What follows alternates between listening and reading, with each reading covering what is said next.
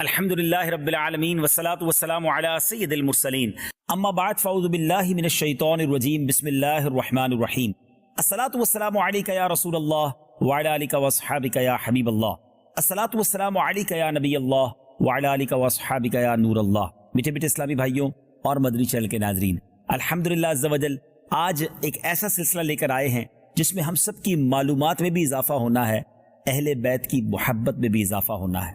ہم نے بہت کچھ سیکھنا بھی ہے اور اس سے سبق بھی لینا ہے۔ یہ 2 پروگرامز ہوں گے اور 2 قسطوں پر مشتمل ہوں گے، جس کا نام ہے کربلا سے پہلے اور کربلا کے بعد۔ پہلے پروگرام میں ہم کربلا سے پہلے کے واقعات، کربلا کے دن کیا ہوا اس وقت تک جانیں گے، اور اگلے پروگرام میں کربلا کے بعد کیا ہوا۔ کربلا سے پہلے اہل بیت اطہار اور سبحان اللہ اہل بیت اطہار کے 2 چمکتے ہوئے ستارے حسنین کریمین کے بارے میں جانیں گے۔ کربلا کا واقعہ کیوں ہوا، اس کے ریزنز کیا تھے، اور پھر وہاں جانے کے بعد جو معاملات ہوئے وہ کچھ آج ڈسکس کریں گے۔ اور جب کربلا کا واقعہ کمپلیٹ ہو گیا، اس کے بعد اس کے جو کانسیکوینسز ہوئے، اس کے بعد جو یوں سمجھے کہ معاشرے پر اثرات ہوئے، اور پھر ان ظالموں کا کیا بنا، ان لالچیوں کا کیا بنا، ان ظلم کرنے والوں اور عقل کے اندھوں کا کیا بنا، وہ انشاءاللہ کل جو پروگرام آپ دیکھیں گے، جس کا نام ہوگا، جس کا ٹاپک ہوگا کربلا کے بعد۔ کربلا ایک ایسا واقعہ ہے، ہر سال اس واقعے کو ہم ڈسکس کرتے ہیں، اس بارے میں سنتے ہیں، مگر یہ ہمارے ایمانوں کو جلا بخشتا ہے۔ ہمیں بہت کچھ سیکھنے کو ملتا ہے کہ اس قدر عظیم مرتبے والے، اتنے بڑے مقام رکھنے والوں نے کیسا کامیاب صبر کا مظاہرہ کیا، کتنے بڑے امتحان سے وہ گزارے گئے۔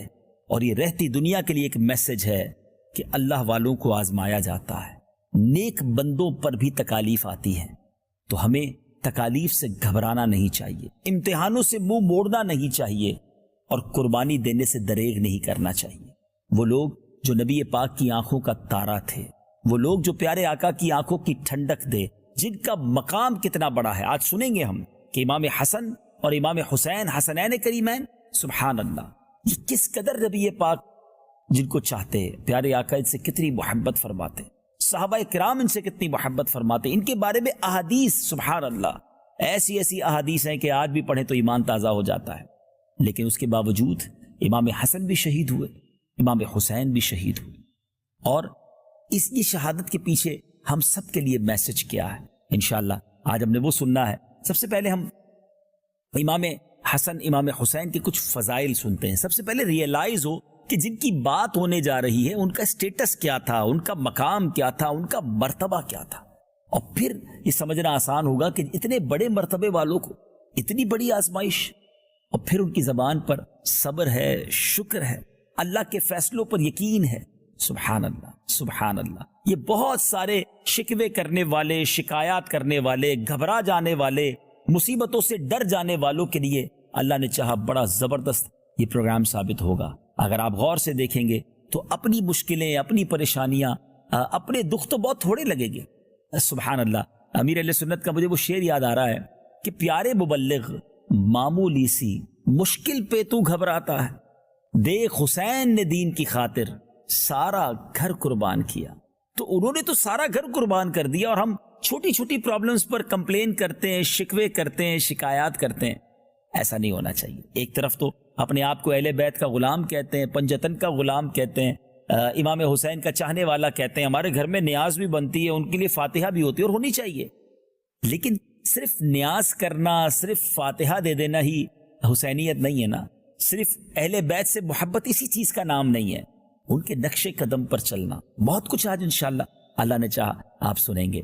سب سے پہلے فضائل حسنین کریمین سنتے، اور سبحان اللہ یہ تو گھرانہ ہی کمال کا ہے، کیا گھرانہ میرے حضور کا ہے، سبحان اللہ۔ سیدی اعلیٰ حضرت سے پوچھئے نا اس گھرانے کے بارے میں کیا کمال کی بات کہتے ہیں، فرماتے ہیں کیا بات رضا اس چمنستان کرم کی، کیا بات رضا اس چمنستان کرم کی، زہرا ہے کلی جس میں حسین اور حسن پھول۔ کیا بات رضا اس چمن ستان کرم کی، کیا بات رضا اس چمن گلستان کرم کی صحرا ہے کلی جس میں حسین اور حسن پھول زہرا ہے کلی جس میں حسین اور حسن پھول. سبحان اللہ سبحان اللہ. یہ حسین اور حسن پھول سیدی اعلیٰ حضرت نے ایسے نہیں کہا. یہ بخاری شریف کی حدیث ہے. حضرت ابن عمر رضی اللہ تعالیٰ عنہ سے مروی ہے کہ نبی پاک علیہ الصلوۃ والسلام نے ارشاد فرمایا حسن حسین رضی اللہ تعالی عنہما دنیا میں میرے دو پھول ہیں. سبحان اللہ. ترمذی کی حدیث میں ہے نبی پاک علیہ الصلوۃ والسلام نے فرمایا حسن اور حسین رضی اللہ تعالی عنہما جنتی نوجوانوں کے سردار ہیں. یہ جنتی جوانوں کے سردار نبی پاک جنہیں اپنا پھول فرمائیں. سبحان اللہ. ابن سعد نے عبداللہ ابن زبیر رضی اللہ تعالی عنہ سے روایت کی کہ پیارے آقا علیہ الصلوۃ والسلام کے اہل بیت میں پیارے آقا علیہ الصلوۃ والسلام کے ساتھ سب سے زیادہ مشابہ اور نبی پاک کو سب سے پیارے امام حسن رضی اللہ تعالیٰ عنہ تھے. وہ کہتے ہیں میں نے دیکھا کہ پیارے آقا علیہ الصلوۃ والسلام سجدے میں ہوتے اور یہ والا شان صاحبزادے آپ علیہ الصلوۃ والسلام کی گردن مبارک یا پشت مبارک پر بیٹھ جاتے تو جب تک یہ اتر نہ جاتے پیارے آقا علیہ الصلوۃ والسلام اپنا سر مبارک نہ اٹھاتے. میں نے دیکھا کہ نبی پاک علیہ الصلوۃ والسلام رکوع میں ہوتے تو ان کے لیے اپنے قدمین کو اتنا کشادہ کر دیتے کہ یہ اس کے درمیان سے نکل جاتے. سبحان اللہ. پیارے آقا سے چہرے میں مشابہ نبی پاک کی شکل مبارک سے جس کو آپ کہیے کہ نبی پاک کے ہم شکل کے جو قریب تھے حضرت امام حسن رضی اللہ تعالیٰ. بڑی کمال کی بات ہے. یہ دونوں شہزادے جو تھے نا ان کی ایک اور شان بیان کروں کہ امام حسن جو ہیں سر سے لے کر سینے تک پیارے آقا سے مشابہ تھے اور امام حسین سینے سے لے کر قدم مبارک تک مشابہ تھے. سبحان اللہ سبحان اللہ. یعنی صحابہ کرام کو جب نبی پاک علیہ الصلوۃ والسلام کا دیدار کرنا ہوتا تھا تو ان دونوں شہزادوں کو اکٹھا کر لیتے تو تصویر مصطفیٰ سامنے آ جایا کرتی. اور کمال کی بات یہ ہے کہ سیدی اعلیٰ حضرت نے اس خوبصورت مشابہت کو کس پیارے انداز میں لکھا. ایک سینے تک مشابہ ایک وہاں سے پاؤں تک حسن سبتین ان کے جاموں میں ہے نیما نور کا. صاف شکل پاک ہے دونوں کے ملنے سے عیاں خطے تو ام میں لکھا ہے یہ دو ورقہ نور کا. تھوڑے مشکل الفاظ ہیں پہلے آپ کو سمجھا دیتا ہوں پھر انشاءاللہ طرز میں سنیں گے تو اور ایمان تازہ ہو جائے گا. آپ لکھتے ہیں کہ جب یہ دونوں ملتے ہیں نا پہلے لکھتے ہیں ایک سینے تک مشابہ یعنی سر سے لے کر سینے تک امام حسن اور دوسرے ایک یہاں سے پاؤں تک امام حسین رضی اللہ تعالیٰ عنہ.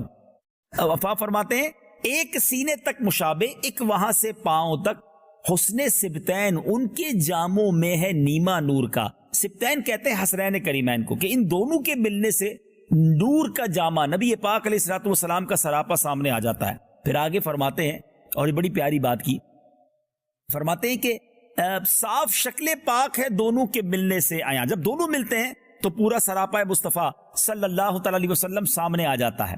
لیکن کیا شاندار مثال دی ہے. فرماتے خطے تو ام میں لکھا ہے. خطے تو ام یہ کیا ہے؟ یہ ایسی ٹرمینالوجی ہے ایک ایسی اصطلاح ہے جو جنگ کے دنوں میں فوجی اس طرح کے خط بھیجا کرتے تھے کہ پہلے کے زمانے میں ظاہر یہ ٹیلی گرام اور فیکس اور واٹس ایپ وغیرہ تو نہیں تھا.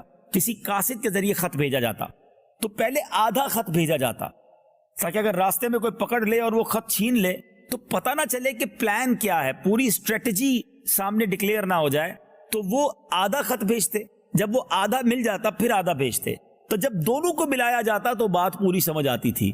اللہ اکبر. آپ لکھتے ہیں کہ جب دونوں کو ملاتے ہیں نا سبحان اللہ صاف شکل پاک ہے دونوں کے ملنے سے آیا خطے تو ام میں لکھا ہے یہ دو ورقہ نور کا. یہ دونوں ورق نور کے ہیں, جب ملتے ہیں تو نبی پاک کا سراپا سامنے آ جاتا ہے. سبحان اللہ. ایسی مبارک ہستیاں ہیں حسنین کریمین, اللہ ان کے صدقے ہماری مغفرت فرمائے. اب ذرا اشعار کو طرز میں سنیے تو ایمان تازہ ہو جائے گا. ایک سینے تک مشابہ ایک وہاں سے پاؤں تک, ایک سینے تک مشابہ ایک وہاں سے پاؤں تک حسن سبتین ان کے جاموں میں ہے نیبان نور کا، حسن سبتین ان کے جاموں میں ہے نیبان نور کا، صاف شکل پاک ہے دونوں کے ملنے سے، صاف شکل پاک ہے دونوں کے ملنے سے، خط تو میں لکھا ہے یہ دو ورقہ نور کا، خط تو میں لکھا ہے یہ دو ورقہ نور کا۔ سبحان اللہ۔ امام حسن رضی اللہ تعالیٰ عنہ کی بات ہو رہی تھی تو آپ کے کمالات اتنے ہیں ناظرین، ایک سلسلہ اور اتنی بزرگ ہستیوں کی بات تو سمجھنے بس برکت ہی ملنی ہے انشاءاللہ۔ برکت تو خیر تھوڑے ذکر میں بھی مل جاتی ہے، لیکن بہت بڑے نام ہیں، ان کے ذکر خیر کے لیے تو ہم کئی دن تک بولتے رہیں تو الفاظ ختم ہو جائیں گے۔ امام حسن کی شان میں ایک اور بات بتاؤں کہ امام حسن نے 25 بار حج پیدل کیے، پیدل حج کو آئے مدینہ منورہ سے مکہ کے لیے، اور آپ کی تواضع اور اخلاص اور ادب کا یہ حال ہوتا کہ آپ پیدل حج کو بھی آتے، رکت بھی طاری ہوتی اور غریبوں کے ساتھ بھی بیٹھ جایا کرتے، غریبوں کے ساتھ ان کی دعوت کیا کرتے۔ سبحان اللہ۔ آپ کا کلام اتنا شیریں تھا کہ جب آپ گفتگو فرماتے تھے تو لوگ کہتے کہ یہ بولتے رہیں، یہی کلام کرتے رہیں، ان کا کلام ختم نہ ہو۔ اتنا بڑا مقام ہے مگر سافٹ سپوکن تھے، بہت کمال کا کلام کرتے، نرمی تھی، شفقت تھی، مہربانی تھی، سخاوت تھی۔ اور سخاوت کا عالم تو یہ تھا کہ 2 بار اپنا کل مال اور 3 مرتبہ نصف مال 50% مال اللہ کی راہ میں آپ نے خرچ کیا۔ اللہ اکبر۔ یہ سخاوت، جبھی تو ہم نے کہا یہ گھرانہ میرے حضور کا ہے، یہ چمنستان کرم کے چمکتے ہوئے پھول تھے، نبی پاک کی تربیت کا شاہکار تھے۔ اب بات کرتے ہیں امام علی مقام امام حسین رضی اللہ تعالیٰ عنہ۔ سبحان اللہ سبحان اللہ۔ آپ کی ولادت 5 شعبان کو سن 4 ہجری میں مدینہ منورہ میں ہوئی۔ نبی پاک علیہ الصلوۃ والسلام نے آپ کا نام حسین اور شبیر رکھا۔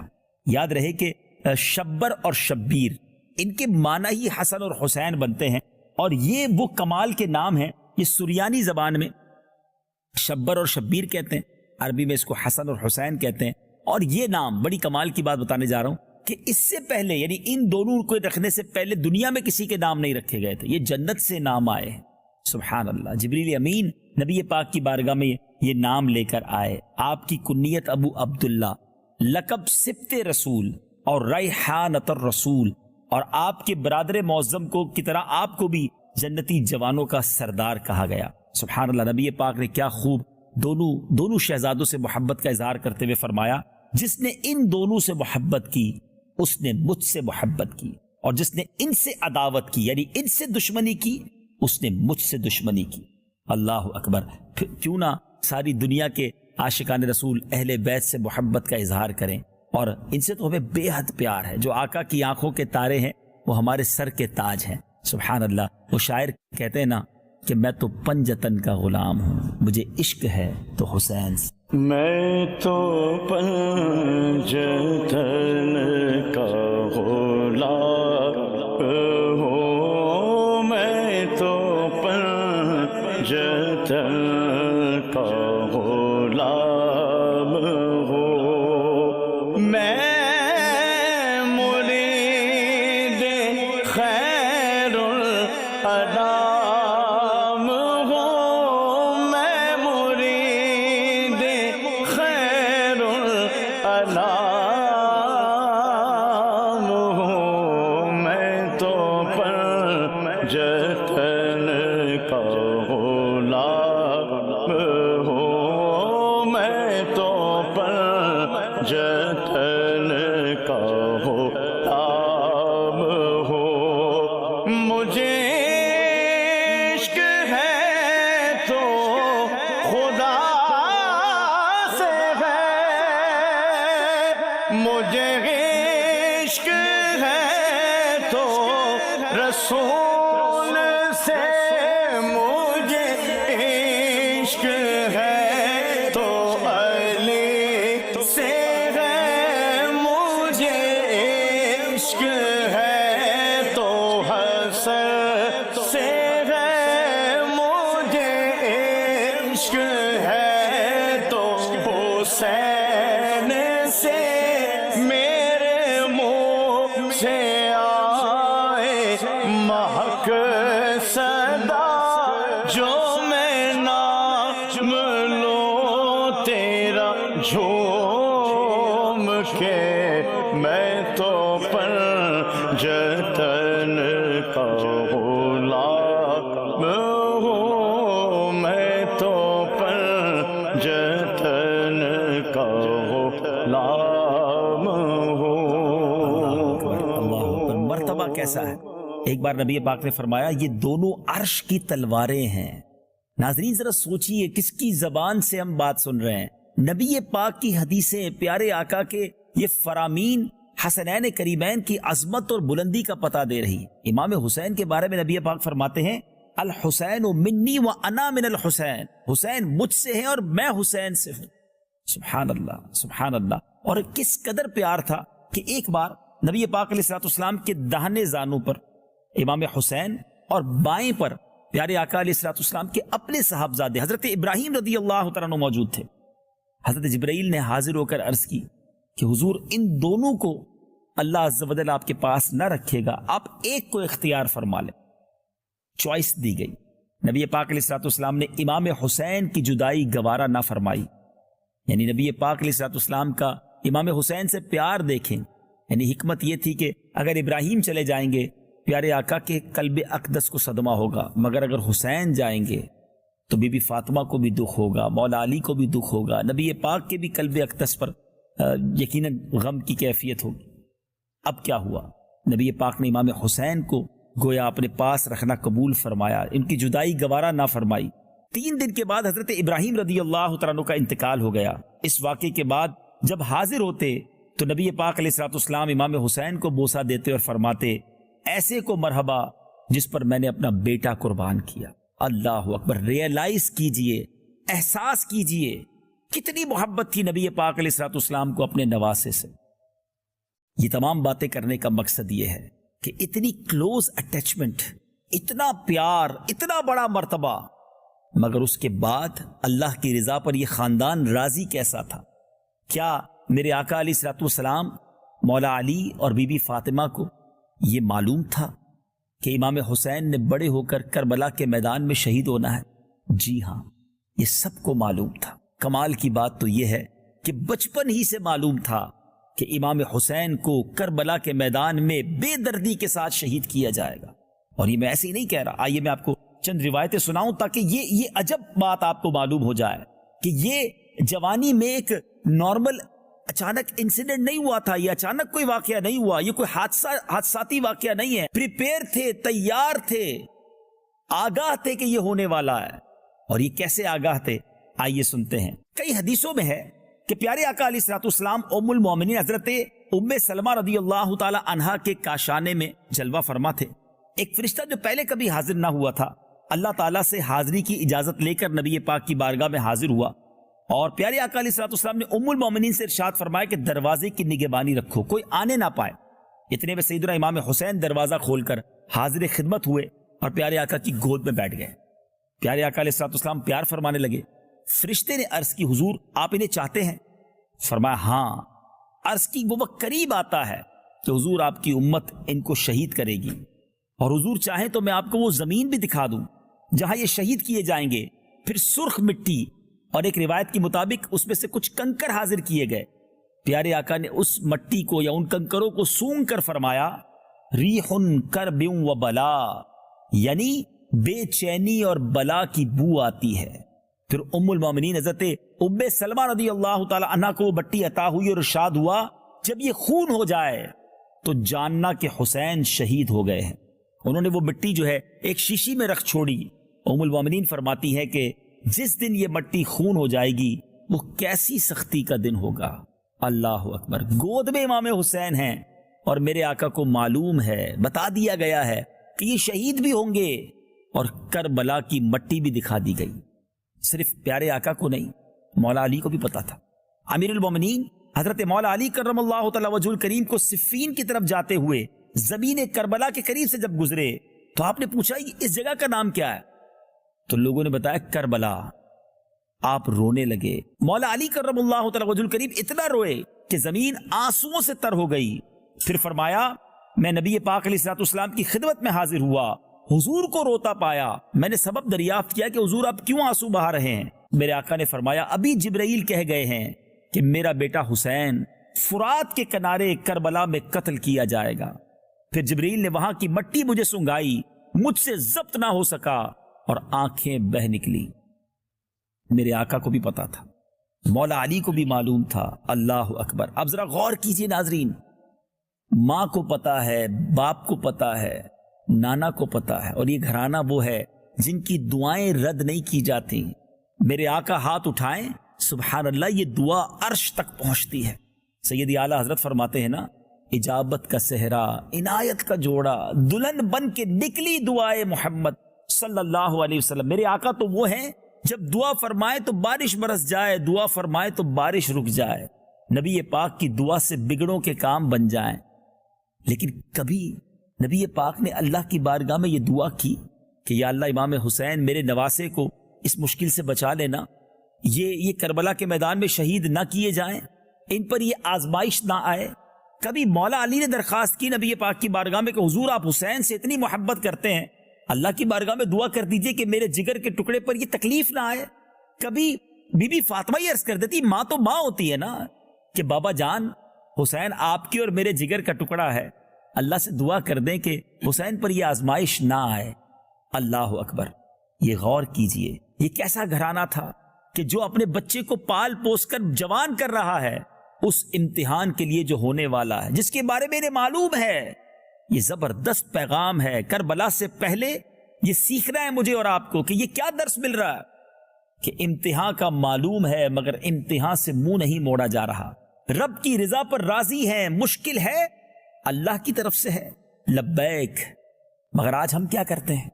مشکل آ جائے، جس رب نے بہت ساری آسانیاں دی ہیں، وہ ساری آسانیاں، ساری مہربانیاں بھول کر شکوے ہیں، شکایات ہیں، کمپلین ہے۔ آج کسی سے طبیعت پوچھ لو تو پھر بعد میں احساس ہوتا ہے نہیں پوچھتے تو اچھا تھا۔ اس کے بعد جو اس کے شکوے شروع ہوتے ہیں، نہیں جناب بڑا حالت خراب ہے، طبیعت بھی خراب ہے، کاروبار بھی ٹھیک نہیں ہے، گھر میں بھی بڑی ٹینشن ہے، پریشانیاں ہی پریشانیاں ہیں۔ بندہ سوچے کہ اس کو اللہ نے کوئی نعمت نہیں دی جو صرف شکوے کر رہا۔ ایسا نہ کرے، ہر حال میں ناظرین اللہ کا شکر ادا کرے، اور شکر ادا کرنے والوں کو رب اور عطا فرماتا ہے۔ زباں پر شکوے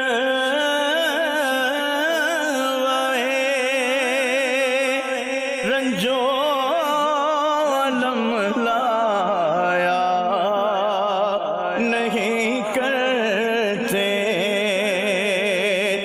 زباں پہ شکوے رنجو علم لایا نہیں کرتے، نبی کے نام لیوا غم سے گھبرایا نہیں کرتے، نبی کے نام لیوا غم سے گھبرایا نہیں کرتے۔ تو اس پہ سوچنا ہے ہم نے۔ بعض لوگ سمجھتے ہیں کہ میں ہی دکھی ہوں، ایسا نہیں ہے۔ کون ہے زمانے میں، پوری دنیا میں کون ہے جو کہے کہ مجھے کوئی غم نہیں ہے؟ سب کے ساتھ کچھ نہ کچھ مسائل ہوتے ہیں۔ زندگی کی گاڑی مشکلات اور پریشانیوں کے پہیوں پر ہی چلتی ہے، تو یہ تو لائف کا حصہ ہے۔ اگر آپ کے ساتھ کوئی مشکل آ رہی ہے، پریشانی آ رہی، تو صبر کیجئے نا، قرآن میں رب کیا فرماتا ہے؟ ان اللہ مع الصابرین، اللہ صابروں کے ساتھ ہے۔ کربلا والوں سے محبت کا اظہار بھی ہے، اہل بیت کی غلامی کا دعویٰ بھی ہے، اور صبر نام کی کوئی چیز ہی نہیں ہے۔ اللہ کی طرف سے آزمائش آئے تو شکوے ہیں، شکایات ہیں۔ یہ کیسی غلامی ہے اہل بیت کی؟ انہوں نے تو اتنی بڑی مشکل کو کس طرح فیس کیا اور کس طرح پریپیئر ہوئے، تیار ہوئے۔ اللہ اکبر۔ حالانکہ قرآن میں بہت پہلے قرآن مجید میں یہ اعلان موجود ہے، وَلَنَبْلُوَنَّكُمْ بِشَيْءٍ مِّنَ الْخَوْفِ وَالْجُوعِ وَنَقْصٍ مِّنَ الْأَمْوَالِ وَالْأَنفُسِ وَالثَّمَرَاتِ، یعنی قرآن کہہ رہا ہے من قریب تمہیں آزمائیں گے۔ کن چیزوں سے؟ بھوک سے، مالوں کی کمی سے، پھلوں کی کمی سے، جانوں میں پرابلم آئے گی، بیماریاں آئیں گی۔ یہ آنا ہے، زندگی کا حصہ ہے۔ کبھی کے دن بڑے ہوتے ہیں ناظرین، کبھی کی راتیں بڑی ہوتی ہیں، کبھی سکھ کے دن ہوتے ہیں، کبھی آزمائش بھی آ جاتی ہے۔ مگر جو اللہ کے نیک بندے ہوتے ہیں وہ ہر حال میں اللہ کا شکر ادا کرتے ہیں، صبر کرتے ہیں۔ پھر آگے کیا قرآن فرماتا ہے؟ وَبَشِّرِ الصَّابِرِينَ، جو صبر کرنے والے ہیں ان کے لیے خوشخبری ہے۔ وہ کون لوگ ہیں جب ان پر مصیبت آتی ہے؟ الذین اذا اصابتہم مصیبہ قالوا انا للہ وانا الیہ راجعون، جب ان پر مصیبت آتی ہے تو وہ کہتے ہیں ہم اللہ ہی کا مال ہے، اللہ ہی کی طرف لوٹ جانا ہے۔ اللہ کرے کہ ہم قرآن کے اس میسج کو سمجھیں۔ زندگی بغیر مشکل کے نہیں گزرے گی، پریپیئر ہو جائیں، تیار ہو جائیں۔ آج اگر آپ بالکل صحت مند ہیں، ساری زندگی کوئی صحت مند نہیں رہتا، کبھی کبھی بیماری آ جاتی ہے، کوئی بات نہیں۔ کبھی کاروبار بڑا اچھا جا رہا ہے، کبھی ڈاؤن فال آ جاتا ہے، کبھی گھر میں پرابلم ہو جاتی ہے، کبھی جان میں پرابلم ہو جاتی ہے، تو کوئی بات نہیں، یہ زندگی کا حصہ ہے۔ اور یہی بعض اوقات ہمارا ایگزام لیا جاتا ہے کہ بندہ صبر کر رہا ہے یا ناشکری کر رہا ہے، بے صبری کر رہا ہے، شکوے کر رہا ہے۔ یہی تو امتحان ہے۔ جو اس میں کامیاب ہوتا ہے پھر اس کے درجے بلند ہوتے ہیں، پھر اللہ اسے اور عطا فرماتا ہے۔ سبحان اللہ۔ یہ امام حسین کی سیرت، کربلا والوں کا انداز، یہ زبردست میسج ساری امت کو دیتا ہے کہ صبر کیجئے، آزمائش کے لیے تیار رہیے۔ اور پھر سبحان اللہ، انہوں نے جو قربانی دی ہے، میں اور آپ تو ان کے قدموں کی دھول کے برابر نہیں ہے نا، اتنا بڑا مرتبہ، یعنی نبی پاک جن کو اپنے کاندھوں پر سواری کروائیں۔ سبحان اللہ۔ امام حسین کی سیرت کا ایک اور پہلو بتاؤں، یہ وہ ہستی ہیں جنہوں نے زندگی میں پہلی خوراک، ہم کہتے ہیں نا بچہ پیدا ہو تو گٹی دی جاتی ہے، اور اچھی بات ہے کسی بزرگ کے ذریعے گٹی دلوائی جائے، کسی نیک آدمی کی گٹی کہتے ہیں ان کے منہ سے لگا کر، چاہے وہ کھجور ہو یا شہد، اور پھر چھوٹے بچے کو لگایا جائے۔ امام حسین وہ ہیں کہ جن کی گٹی میں نبی پاک علیہ الصلوۃ والسلام نے اپنی مبارک زبان دی تھی۔ پہلی چیز جو امام حسین کے جسم اقدس میں گئی ہے، پیارے آقا کا لعاب دہن ہے۔ پہلی آواز جو امام حسین نے سنی ہے، نبی پاک نے کان میں اذان دی ہے، رسول اللہ نے اللہ کا نام سنایا امام حسین کو۔ نبی پاک اذان دے رہے اور کیا فرما رہے ہوں گے؟ کیا اذان دی ہوگی؟ اللہ اکبر، اللہ اکبر۔ کیا ہستی ہے امام حسین۔ اور اب مدینہ چھٹتا ہے، جس کی پیدائشی مدینے میں ہوئی ہو وہ مدینہ چھٹ رہا ہے ان سے۔ آپ مدینہ چھوڑ کر پہلے مکہ پاک گئے، مدینے سے کیوں نکلے؟ مدینے سے کتنی محبت ہوگی، نانا جان کا مزار وہاں ہے۔ آج ایک عاشق رسول جب مدینہ چھوڑتا ہے، مدینے جانے کے لیے روتا ہے پہلے، اور جب وہاں سے نکلتا ہے تو کہتے نا شاعر، ایسا لگا کہ روح بدن سے نکل گئی۔ مدینہ چھوڑنا ہے، طیبہ سے لوٹنا کسی عاشق سے پوچھئے، طیبہ سے لوٹنا کسی عاشق سے پوچھئے، ایسا لگا کہ روح بدن سے نکل گئی۔ طیبہ سے لوٹنا کسی عاشق سے پوچھئے، طیبہ سے لوٹنا کسی عاشق سے پوچھئے، ایسا لگے کہ روح بدن سے نکل گئی، ایسا لگے کہ روح بدن سے نکل گئی۔ ناظرین، 55 سال کی عمر ہے، 55 ایئرز سے کچھ مہینے زیادہ، امام حسین مدینہ چھوڑ رہے ہیں۔ آہو فغاں ہے، نانا جان کے دربار میں التجائے ہیں کہ حضور یہ کیفیت ہو گئی ہے، مدینہ شریف میں یزیدیوں کا ایسا زور تھا کہ امام حسین نے بہتر جانا کہ اپنے اہل خانہ کے ساتھ مکے آ جائیں۔ اب کوفہ کی طرف سے امام حسین کو عرضیاں پیش کی جا رہی ہیں، لیٹر لکھے جا رہے ہیں کہ حضور یہاں بھی یزید اور ان کے ٹولے کا ایک ظلم و جفا کا بازار گرم ہے اور ہم اس کی بیعت نہیں کرنا چاہتے، ہم آپ کی بیعت کرنا چاہتے ہیں، آپ ہمارے پاس آ جائیں اور ہم آپ کے ہاتھ پر بیعت کرنا چاہتے ہیں، آپ آ کر ہماری رہنمائی کیجئے۔ اب مکہ پاک آ گئے، رگوں میں مولا علی کا خون تھا، شیر خدا کا خون تھا، بہادر نسل تھی، یہ کوئی عام لوگ نہ تھے، معلوم بھی تھا، پتہ بھی تھا کہ کربلا میں یہ وہی علاقہ ہے جہاں شہید کیا جائے گا۔ صحابہ کرام نے بہت روکا امام حسین کو کہ کوفہ والوں کی بے وفائی بڑی مشہور ہے، آپ وہاں نہ جائیں، وہاں آپ کے ساتھ ظلم کیا جائے گا۔ مگر امام حسین سبحان اللہ، آپ کا یہ ذہن تھا دین متین پھیلانے کا کہ کل بروز قیامت اگر کوفہ کے لوگ اللہ کی بارگاہ میں کھڑے ہو گئے کہ ہم تو امام کو لیٹر لکھ کر خطوط لکھ کر بلاتے رہے مگر امام آتے تو ہم ان کے ہاتھ پر بیعت کر لیتے۔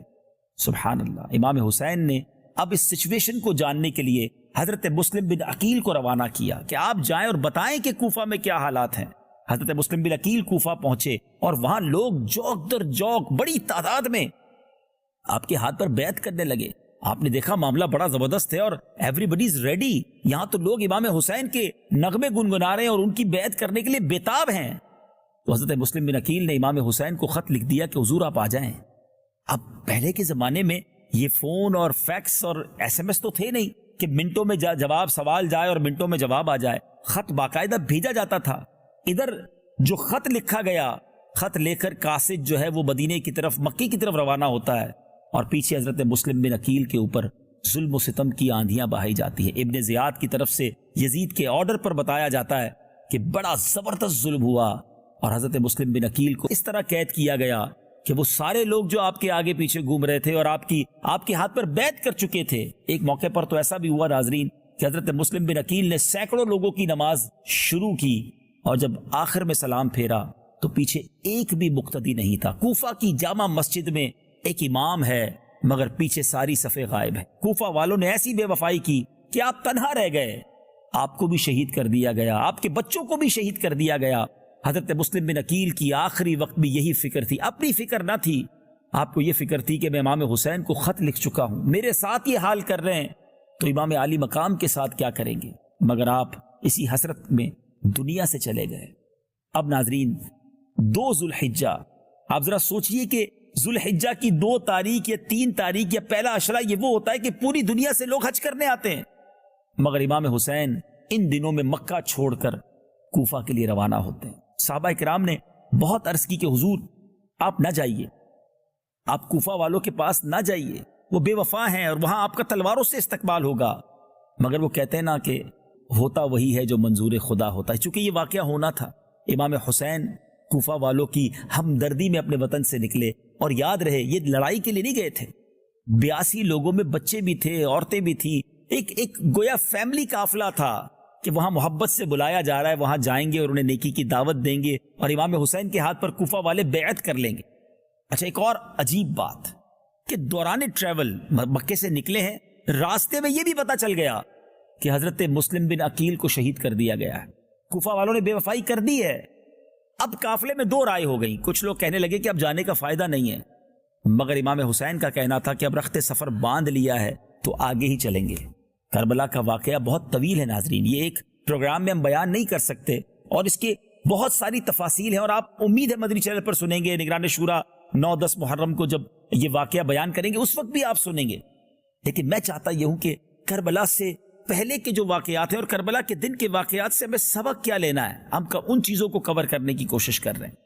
اب وہاں جب پہنچتے ہیں تو حر 1000 کی فوج لے کر آپ کو انٹرسپٹ کرنے کے لیے، آپ کو روکنے کے لیے آتا ہے اور اس وقت وہ یزید کی فوج میں ہوتے ہیں، مگر امام حسین سے بھی محبت ہے، امام حسین سے عقیدت بھی ہے۔ جب وہاں نماز کا وقت ہوتا تھا تو امام حسین ہی امامت کرتے تھے اور حر اور اس کے ساتھی امام حسین کے پیچھے نماز پڑھتے تھے۔ مگر جب ابن زیاد کو یہ پتا چلا تو اب 22,000 کا لشکر بھیج دیا گیا۔ ناظرین، یہ تاریخ کی کیسی لڑائی تھی کہ 82 فیملی ممبرز ہیں جن میں بچے اور عورتیں بھی ہیں جو لڑائی کے لیے نہیں آئے ہیں، ان کے مقابلے کے لیے 22,000 کا لشکر۔ یعنی گویا یزیدی بھی جانتے تھے کہ یہ علی کا خون ہے، یہ شیر خدا کی اولاد ہیں، یہ چند لوگوں سے کنٹرول نہیں ہو سکیں گے. 22,000 کا لشکر بھیجا گیا, پانی بند کیا گیا, بھوکا پیاسا کر دیا گیا, بچوں کو تکلیف میں ڈال دیا گیا, اور پھر اسی تکلیف, اسی پیاس, اسی جس کو آپ کہیں بھوک کے عالم میں 10 محرم کا دن آ گیا.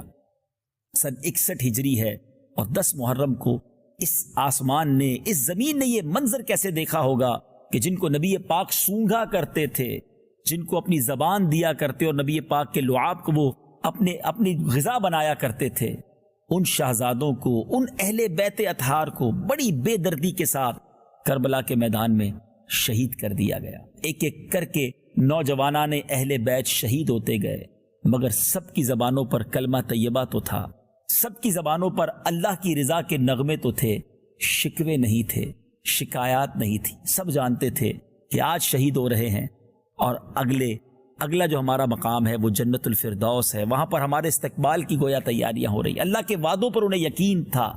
ایک ایک کر کے شہید ہو گئے, اور پھر امام حسین کی باری آئی, اور امام حسین نے کربلا کی دھرتی پر, کربلا کے میدان میں جو ایک تاریخی خطبہ دیا, اس کے میں چند الفاظ آپ کو سناتا ہوں. مگر وہ کہتے ہیں نا کہ لالچ اندھا کر دیتی ہے. وہاں یزیدیوں کو جو لالچ دی گئی تھی کہ اگر یہ امام حسین کو معاذ اللہ شہید کر دیں گے یا اس لشکر کو ہرا دیں گے تو انہیں فلاں ملک کی سربراہی, فلاں شہر کی گورنری اور اتنے ہیرے جواہرات دیے جائیں گے. مال کے لالچ میں, اقتدار کے لالچ میں کلمہ پڑھنے والا مسلمان بھی کیسا اندھا ہو سکتا ہے, ذرا سوچئے. وہ بھی نماز پڑھتے تھے, وہ بھی اذان دیتے تھے, وہ بھی اللہ کا نام لیتے تھے. اس سے یہ سیکھنے کو ملا کہ صرف نماز پڑھنا, صرف اللہ کا نام لینا کافی نہیں ہے. ایمان کی اصل کیا ہے, اللہ کے حبیب سے کتنی محبت ہے, اور نبی پاک کی آل اور ان سے اٹیچ چیزوں سے آپ کو کتنی محبت ہے. تو یہاں یہ بات ثابت ہوتی ہے کہ آج بھی اگر کوئی کلمہ پڑھتا ہے یا بعض اوقات ایک بہت بڑا لشکر اس کے ساتھ ہے, تو ضروری نہیں وہ حق پر ہو. 22,000 کے سامنے 82 اللہ والے تھے. 22,000 بھی نماز پڑھتے تھے, مگر یہاں 82 کی جو جماعت تھی نا, یہ ایمان والے تھے, یہ اللہ کے پسندیدہ بندے تھے. اچھا, حضرت حور کا جو وہ واپس آنا تھا, سبحان اللہ, یعنی وہ ان کا ڈیسیشن کیا تھا کہ وہ یزیدیوں کے ساتھ تھے, مگر ان کا دل ایسا لرز رہا تھا کہ یہ ہم کیا کرنے جا رہے ہیں. اور سبحان اللہ, وہ نعرہ لگاتے ہوئے حضرت امام حسین کے قدموں میں آئے اور پھر ان کی طرف سے لڑتے ہوئے شہید ہو گئے. جبھی تو شاعر کہتے ہیں کہ بعض اوقات انسان ایک ایسا ڈیسیشن لے لیتا ہے, فیصلہ کر لیتا ہے کہ مجھے جہنم کے راستے سے نکل کر جنت کے راستے پر جانا ہے. زندگی میں ہمارے بھی ایسے موقع آتے ہیں, دل کہہ رہا ہوتا ہے میں غلط کر رہا ہوں, دل بتا رہا ہوتا ہے کہ یہ رانگ وے ہے, مگر انسان لالچ میں آ کر, نفس و شیطان کی شرارتوں میں آ کر اپنے اس کام کو گویا بھول جاتا ہے کہ میں کیا غلطی کر رہا ہوں, اور اسی پر ڈٹا رہتا ہے. اچھے لوگ وہ ہیں, عقل مند وہ ہیں, نصیب والے وہ ہیں جو فیصلہ کرتے ہیں کہ نہیں, مجھے جہنم کے راستے پر نہیں, اللہ کی نافرمانی کے راستے پر نہیں, مجھے اللہ کے فرما برداروں والے راستے پر چل کر جنت میں جانا ہے. وہ کہتے تھے حضرت حر نے کیا کیا تھا, یہ نعرہ حر کا تھا جس وقت فوج شام سے نکلا کہ دیکھو یوں نکلتے ہیں جہنم سے خدا والے.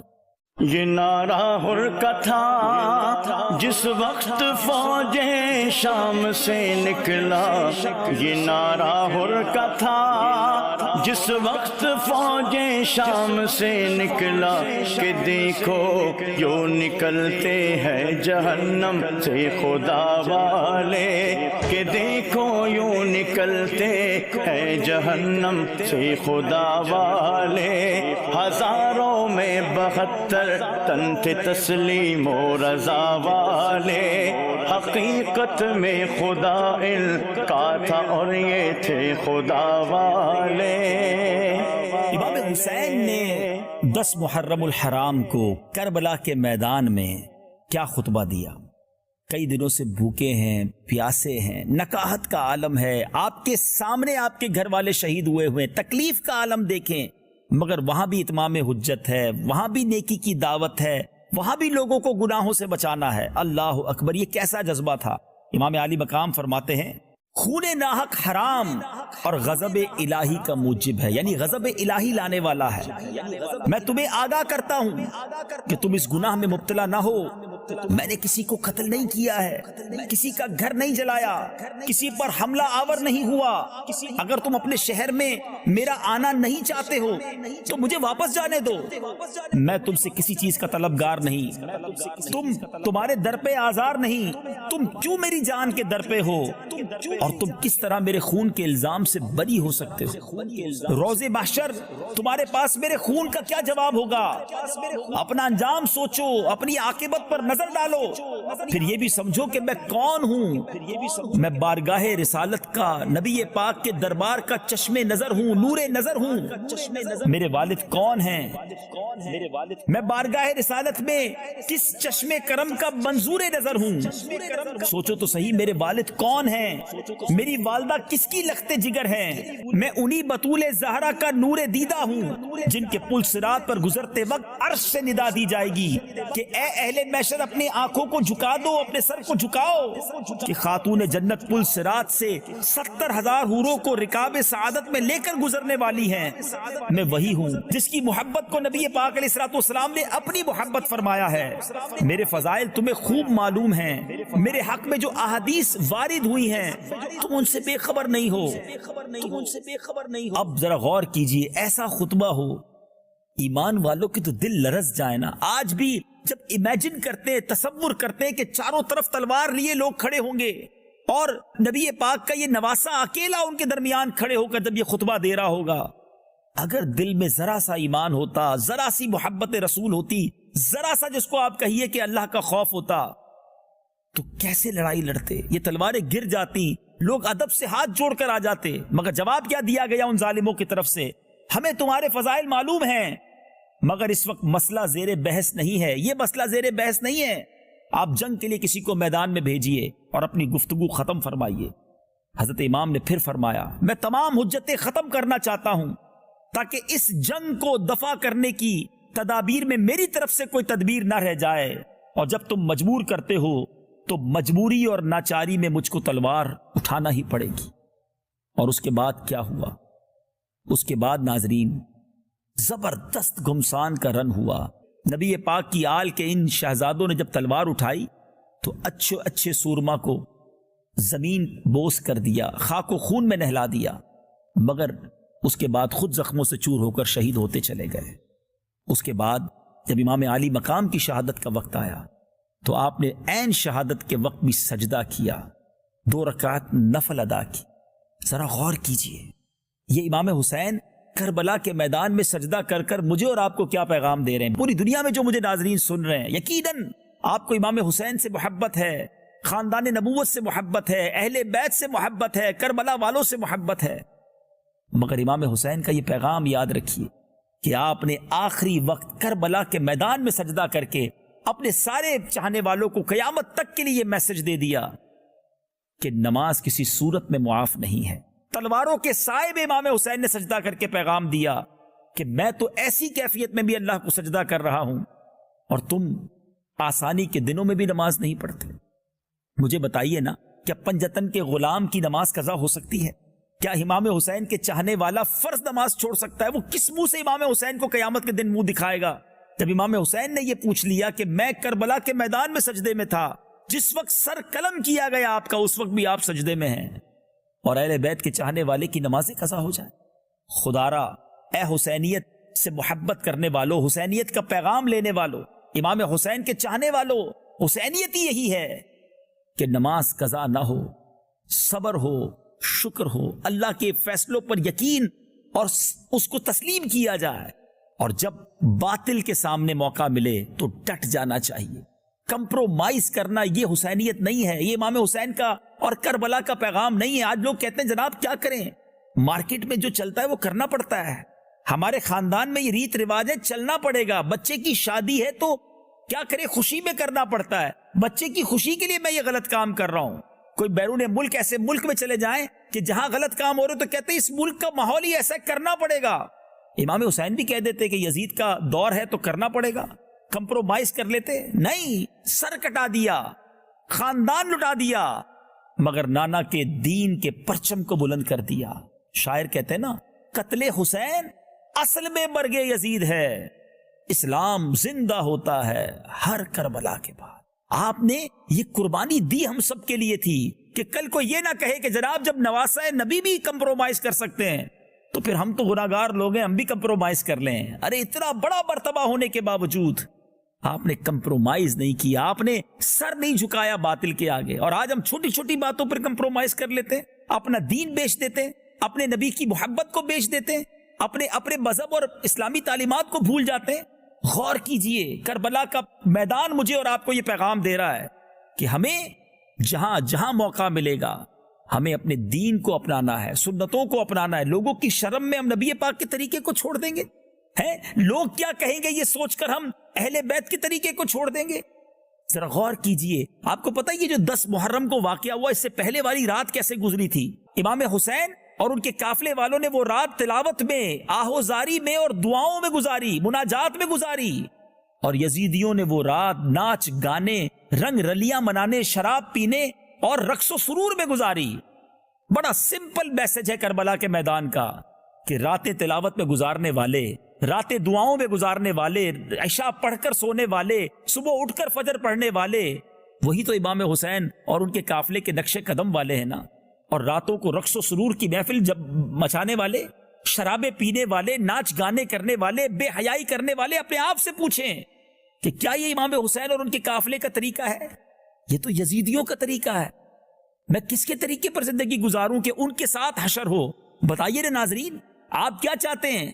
یقیناً ہر مسلمان یہ چاہتا ہے کہ قیامت کے دن امام حسین اور کربلا والوں کے ساتھ ہمارا حشر ہو اور ان کے پیچھے پیچھے، ان کے نانا جان کے پیچھے پیچھے ہم جنت میں جائیں۔ یزیدیوں سے تو ہمارا کبھی پالا نہ پڑے، لیکن ساری زندگی جو یزیدیوں کے طریقے پر گزار رہے ہیں، وہ سوچے کہ وہ قیامت کے دن اہل بیت کو، امام حسین کو، کربلا والوں کو کیا منہ دکھائیں گے؟ تو آج یہ پیغام لیجئے، خدا را یہ پیغام لیجئے۔ محرم کا مہینہ ہے اور یہ اسلامی سال کا بھی پہلا مہینہ ہے۔ زندگی کو بدلیے۔ اللہ کرے کہ اس سال یہ واقعہ کربلا، امام حسین کا تذکرہ ہماری زندگی میں ایک زبردست چینج لے آئے کہ بس بہت ہو گیا، یزیدیوں کے طریقے پر زندگی نہیں گزارنی ہے۔ میں اہل بیت کا غلام ہوں، نبی پاک کا غلام ہوں، انشاءاللہ ان کے بتائے ہوئے طریقے پر زندگی گزارنی ہے۔ اب کیسے نماز قضا ہو؟ انشاءاللہ جب آپ اگلا پروگرام دیکھیں گے کربلا کے بعد، تو اس میں ہم آپ کو یہ بھی بتائیں گے کہ امام حسین کا سر انور وہ نیزے پر بھی قرآن پڑھ رہا تھا، اور پنجتن کا غلام کہلانے والے کو قرآن ہی پڑھنا نہ ہے۔ ذرا سوچئے نا، یہ کیسی غلامی ہے؟ اللہ کرے دل میں اتر جائے میری بات، ہم اپنی زندگی بدلنے میں کامیاب ہو جائیں۔ تو ناظرین، کربلا سے پہلے کی کچھ باتیں ہم نے کی ہیں، اگلے پروگرام میں کربلا کے بعد کے واقعات پر بات کریں گے۔ سلسلے کا وقت اب اختتام کی طرف ہے، آئیے سیدی امام حسن رضا خان صاحب کی منقبت کے 2-3 اشعار سنتے ہیں، اور اسی پر اپنے اس پروگرام کو اینڈ کرتے ہیں، اختتام کرتے ہیں۔ اور اگلے پروگرام میں جس میں کربلا کے بعد کی باتیں ہوں گی انشاءاللہ اس میں ملاقات ہوگی۔ صلو علی الحبیب صلی اللہ تعالی علی محمد صلی اللہ علیہ وسلم۔ باغ جنت کے ہیں بہرے، مدح خانے اہل بیت، تم کو مژدہ نار کا اے دشمنان اہل بیت، تم کو مژدہ نار کا اے دشمنان اہل بیت، ان کی پاکی کا خدائے پاک کرتا ہے بیان، ان کی پاکی کا خدائے پاک کرتا ہے بیان، آیا تطہیر سے ظاہر ہے شان اہل بیت، آیا تطہیر سے ظاہر ہے شان اہل بیت، ان کے گھر میں بے اجازت جبرائیل آتے نہیں، ان کے گھر میں بے اجازت جبرائیل آتے نہیں، قدر والے جانتے ہیں قدر شان اہل بیت، شان اہل بیت، رزم کا میدان بنا ہے، جلوہ گاہ حسن و عشق، رزم کا میدان بنا ہے، جلوہ گاہ حسن و عشق، کربلا میں ہو رہا ہے امتحان اہل بیت، کربلا میں ہو رہا ہے امتحان اہل بیت، گھر لٹانا جان دینا، کوئی تجھ سے سیکھ جائے، گھر لٹانا جان دینا، کوئی تجھ سے سیکھ جائے، جان عالم ہو فدا اے خاندان اہل بیت، جان عالم ہو فدا اے خاندان اہل بیت، اپنا سودا بیچ کر بازار سونا کر گئے، اپنا سودا بیچ کر بازار سونا کر گئے، کون سی بستی بسائی تاجران اہل بیت، کون سی بستی بسائی تاجران اہل بیت، تم کو مژدہ نار کا اے دشمن